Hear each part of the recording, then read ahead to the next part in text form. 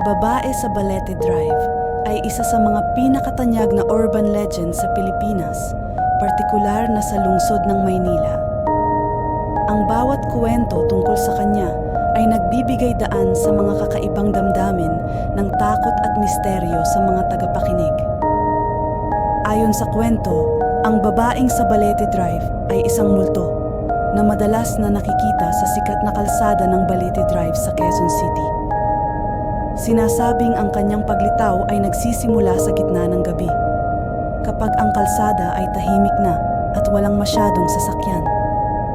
Ang babae ay karaniwang inilalarawan bilang isang maputlang babae, mayroong buhok na mahaba at nakaputing damit. Minsan, may mga nagsasabing wala siyang mukha at sa halip ay mayroon lamang siyang isang malaking ngiti na nakakatakot. May iba't ibang bersyon ng kwento tungkol sa pinagmulan ng babae sa Balete Drive.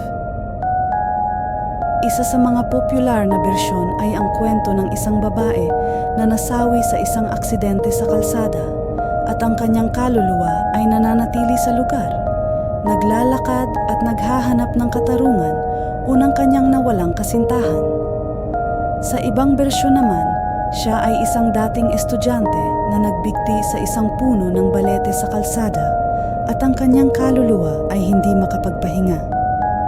Ang urban legend ng babae sa Balete Drive ay nagbibigay daan sa mga damdamin ng takot at pagkabahala sa mga taong dumaraan sa nasabing lugar, lalo na sa gabi.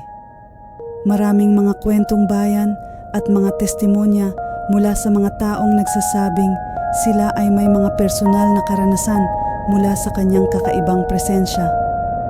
Sa kabila ng kawalan ng ebidensya na nagpapatunay sa katotohanan ng babae sa Balete Drive, patuloy pa rin itong nagiging paksa ng usapan at pananampalataya sa paranormal sa mga lokal na komunidad.